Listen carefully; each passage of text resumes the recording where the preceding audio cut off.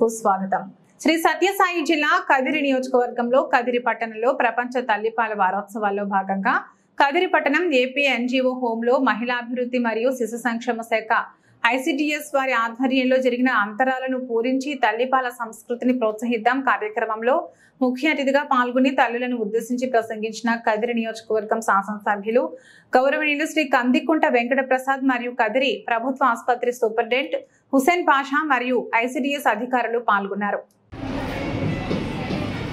ICDS వారి ఆధ్వర్యంలో జరుగుతున్నటువంటి తల్లిపాల వారోత్సవాల సందర్భంగా కదిరిలో ఏర్పాటు చేసినటువంటి కార్యక్రమానికి అధ్యక్షుడైనటువంటి ఐసిడిఎస్ అధికారికి, అదేవిధంగా వేదిక మీద ఉన్నటువంటి Kadiri area hospital superintendent Hussain Pasha గారికి, అదేవిధంగా సోదరుడు పవన్ కుమార్ గారికి, వేదిక మీద ఉన్నటువంటి ఇతర అధికారులకు, విచ్చేసినటువంటి ఐసిడిఎస్ సిబ్బందికి, తల్లులు, బిడ్డలకి, పాతికేయులు అందరికీ కూడా పేరు పేరు నమస్కారాలు. చిన్నాడు డాక్టర్ బాగా ఎలాబరేట్ చెప్పినాడు. ఇందాకనే చెప్పేది ఏమంటే ఇప్పుడు అంతా వరల్డ్ అంతా ప్రపంచం అంతా కూడా ఆర్గానిక్ ఫుడ్ మీద పోతుంది, సూపర్ ఫుడ్స్ మీద పోతాం. తల్లిపాలని మించినటువంటి ఆర్గానిక్ ఫుడ్ కానీ సూపర్ ఫుడ్ కానీ ప్రపంచంలో ఏది లేదు. కాబట్టి ఇది ఒక అవేర్నెస్ ప్రోగ్రామ్కి మనుషులకు ఉండేటువంటి ఆలోచన ఉంటే మనతోనే ఈ ప్రపంచం అంతరించిపోతుందని ఇప్పుడు అనుకోతున్నాం.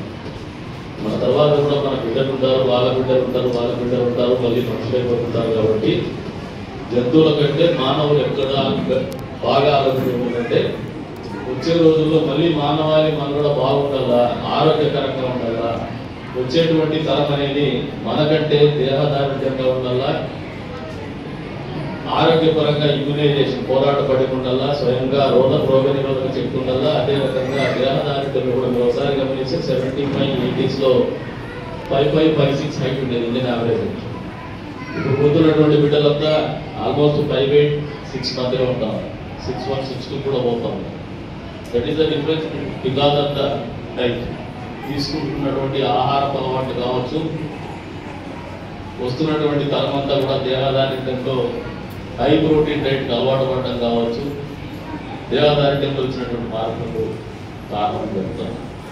ఎన్ని మార్పులు ఆహారపు అలవాట్లు వచ్చినా కూడా తల్లి పాలు మించినటువంటి ప్రథమ ఆహారం ఏదైతే ఉందో బిడ్డ పుట్టంగానే అంతకు మించిన ఆహారము అప్పుడు ఏదైతే మీరు ఫీడ్ చేస్తారు, ఏదైతే వాళ్ళకు చనుబాలిస్తారు, దానికంటే మించినటువంటి సూపర్ ఫుడ్ కానీ ఆర్గానిక్ ఫుడ్ కానీ ఉండదని మరొకసారి మీ అందరూ కూడా తెలియజేసుకుంటూ ఇది ఒక బృహత్తరమైనటువంటి కార్యక్రమం, మన సమాజాన్ని నిర్మించుకునేటువంటి కార్యక్రమం.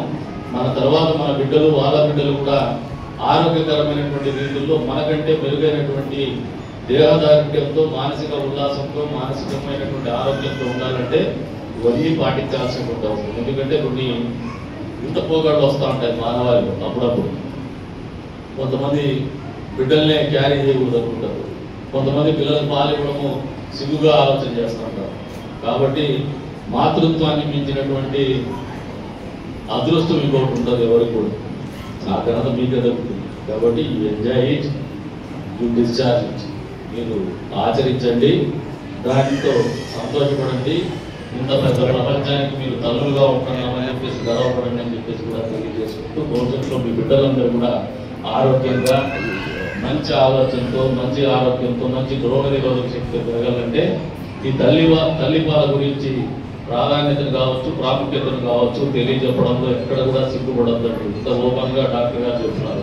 ఈవెందో హెచ్ఐవి పేషెంట్ అయినా కూడా బిడ్డలకు జన్మాలు ఇవ్వడంలో సిగ్గుపడద్దు, సంఖ్యించవద్దని చెప్పేసి తెలియజెప్పుకుంటూ మరొకసారి ఈ కార్యక్రమానికి ఆహ్వానించి అవకాశం కల్పించిన అందరికీ కూడా పేరు పేరున ధన్యవాదాలు చెప్పుకుంటూ, మళ్ళీ మాతృమూర్తులందరికీ కూడా మనస్ఫూర్తిగా ధన్యవాదాలు చెప్పుకుంటూ సెలవు.